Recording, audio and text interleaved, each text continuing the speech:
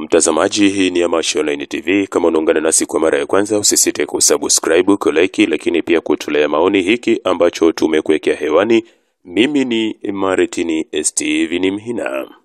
Kuelekea uchaguzi mkuu wa Oktoba 2025 wa kuchagua madiwani wa bunge na rais, Jumuiya ya Wazazi CCM wilaya ya Korogwe mjini imewataka wajumbe wanaoingia kwenye vikao vya mapendekezo kwenda kutenda haki kwa wagombea watakaoomba ridhaa ya kuwania nafasi za uongozi. Rai hiyo imetolewa kwenye kikao cha baraza la Jumuiya ya Wazazi CCM wilaya ya Korogwe mjini kupitia mwenyekiti wake Mwalimu Mujibu Wandi. Kwa maelekezo tuliyoyatoa kwa viongozi wetu wa Jumuiya ya Wazazi, wale wanaoingia katika vikao vya mapendekezo, kwa maana ya waheshimiwa wenye viti wa Jumuiya ya Wazazi ngazi ya kata, ambao wao ni wajumbe wa kamati za siasa za ngazi ya kata, lakini vile vile makatibu ambao ni wajumbe wa sekretarieti za halmashauri kuu za ngazi ya kata, waende wakatende haki kama inavyoelekezwa katika nyaraka zetu, kwa maana ya kanuni zetu na miongozo mbalimbali inayotolewa na chama chetu.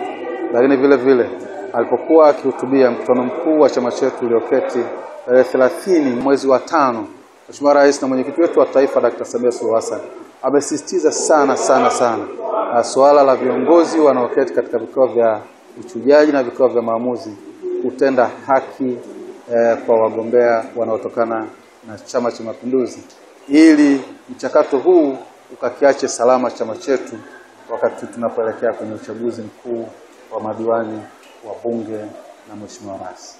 Nao baadhi ya wajumbe wa baraza hilo akiwemo ndugu Magagula S. Magagula, mwenyekiti wa Jumuiya ya Wazazi CCM kata ya Kwamdolwa, na ndugu Yasini Musa wa kata ya Masuguru, wamewataka wanachama wa CCM wanaotaka kugombea nafasi za ubunge pamoja na udiwani waanze kujitathmini wenyewe bila kushinikizwa na mtu yeyote. Baraza leo limeenda vizuri. Kama wazazi ndio jumuiya kubwa, imeweza kuzungumzia kuhusu mchanganuo wote wa uchaguzi mkuu unayokuja, na tunapenda kabisa kuwashauri vijana ambao hivi sasa wako katika chakata huu wa uchaguzi wasimamie uchaguzi, wasipate makundi.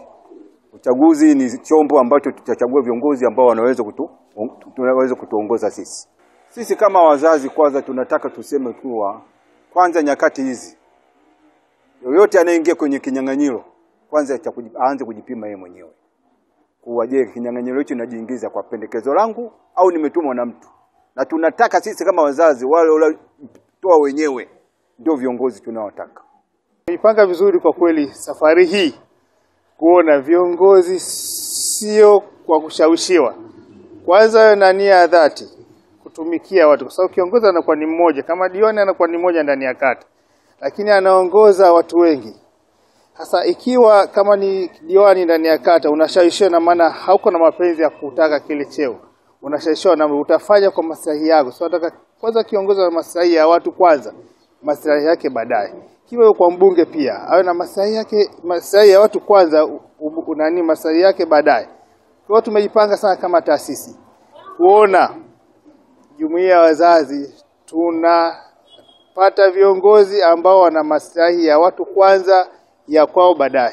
Kwa upande wake, katibu wa Jumuiya ya Wazazi CCM kata ya Majengo ndugu Mwanaidi Twaha amewataka wanawake kuwa makini kwa kujiepusha na vitendo vya rushwa. Wakina mama kuelekea uchaguzi mkuu, kubwa ni kuwa makini, kwa sababu wakina mama sisi ndio wapiga kura asilimia kubwa, na pia sisi wakina mama sisi ndio wengi tunalahaika kwa urahisi, tunalahaika watu wataweza kupata 1500 na kitenge, unaweza ukapewa tu 1500 na kanga, tukajikuta tumeenda njia tofauti. Kwa hiyo kubwa nalo washauri wa mama wenzangu, tujitahidi tuangalie wale watu ambao wanastahili kutusaidia, kwa sababu kwanza kiuhalisia sisi wa mama ndio tuna mahitaji mengi, ndio tuna hali ngumu, tuna hali duni.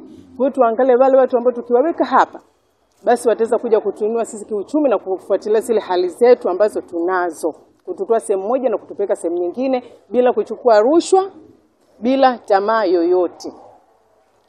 Ikumbukwe kuwa kwa upande wa nafasi ya urais tayari Chama cha Mapinduzi kimemteua mwenyekiti wake Dr. Samia Suluhu Hassan kuwa mgombea wa nafasi ya urais wa Jamhuri ya Muungano wa Tanzania na Dr. Hussein Mwinyi kuwa mgombea wa Zanzibar.